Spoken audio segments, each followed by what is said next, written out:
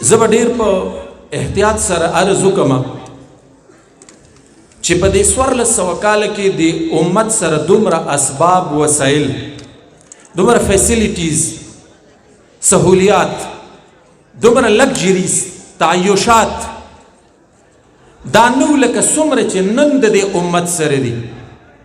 لیکن دا تاسو را سره ومنئ چې دا امت دومره بې اطمینانه او دومره بې سکونه او دومره د ټینشن او د انزایټي شکار هم په دې 1400 سال کې نه دی پاتې شوی. لکه دا نن چې څومره امت بې اطمینانه او بې سکونه دی، د دې اسباب څه دي، د دې وجوهات څه دي. زما محترمو ډېر مختصر وخت کې زه خپل میسج فارورډ کوم. الله په دې کائنات کې علامات ایخي سیمټمز اویرنس لپاره باران چې راځي وړاندې ته وریځ راشي ولې انساني ژوند متاثره کوي. څاروی چې بولو براس کوي نو اول د خپې کولو کې بیا لکۍ په ځان راواړئ. علامات دي، دا سیمټمز دي. په دې انسان کې چې دنه انفیکشن پیدا شي نو بطور علامت اظهار په ټمپریچر او تبه باندې کیږي. د میډیکل پوهان وایي چې دا ټمپریچر دا بیماری نه ده، دا د بیماری سیمټم دی، علامت دی. نو چې انسان جسمانی طور بیمار شي نو د سیمټم په طور اظهار په ټمپریچر کیږي. او چې کله دا انسان روحانی طور بیمار شي نو د روحانی بیماری علامت ټینشن، انزایټي، بې اطمینانی، بې سکونی دا ګرځېدلې ده. خو موږ کله چې جسمانی طور بیمار شو موږ د علامت علاج نه کوو، موږ د بیماری علاج کوو. او روحانی طور چې بیمار شو نو موږ د بیماری علاج نه کوو، موږ د سیمټم او علامت علاج کوو. یاره زه چې لاړ شو زما د طبیعت داسې بور بور دی، کاغان ته، ناران ته، کمراټ ته به چکر ولګو، کالام ته به لاړ شو. دا موږ څه کوو؟ موږ د علامت علاج کوو، د بیماری علاج نه کوو. څنګه چې د انسان جسم بیماریږي داسې د انسان دا روح هم بیماریږي. بیا زه ستاسو خدمت کې عرض وکړم د روح د اطمینان او د روح د علاج لپاره الله کائنات ته خپل میټیریل را لېږلی دی. تاسو چې څه ته د روح علاج وایئ، څه کې د روح اطمینان لټوئ، زما محترمو دا د روح خوراک نه دی. څنګه چې آیس د جسم خوراک نشي کېدی، یعنی آیس کې یو سړی استعمال کی نو د میډیکل پوهان وایي چې 48 غنټو پورې دته د خوراک ضرورت نه وي. نو آیس دا د انسان د بدن ضرورت نه دی، خو د دې دا مطلب هم نه دی چې دا د خوراک قایم مقام دی. نو چې کله آیس استعمال کی نو بدن خوراک غواړي نه، خو بدن څه شي؟ لاغور شي، کمزوری شي.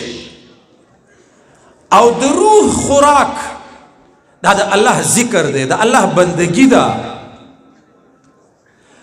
دا کوم څیز کې چې تاسو د روح اطمینان لټوئ زما محترمو، څنګه چې جسم نشه شي او خوراک ضرورت ورته نه د آیس په شکل کې، همدغه شانته کې د انسانانو دا روح هم نشه شي. نو جسمانی طور په مونږ کې ډېر لږ خلک نشه وي، لیکن روحانی طور په مونږ کې نن ټول خلک نشه دی. دا موږ چې کوم انوایرمنټ جوړ کړی دی یو گنجایش شته چې موږ په دې انوایرمنټ کې تاسو کینو او په دې ټینشن او د انزایټي او د مهنګایۍ په دې دور کې د مینې او د محبت او د ټوکو ټقالو خبرې وکړو. لیکن زما محترمو زه درخواست کوم چې څنګه ستاسو جسمونه آیس او هیروین نشه کوي نو داسې میوزک، داسې غیر اخلاقی حرکتونه، غیر اخلاقی مزاحیه ایونټس دا زمونږ روح نشه کوي.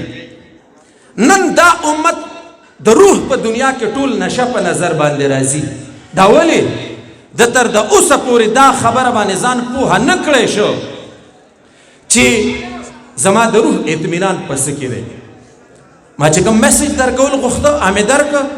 دا دور دا د ګلوبلایزیشن دی او د عالمګیریت دی.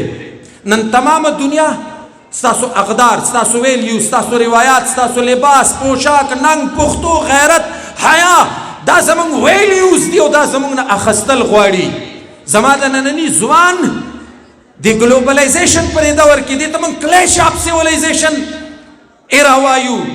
دا د کلیش اف سیویلایزیشن سنچری ده، د تهذیبونو د ټکراو.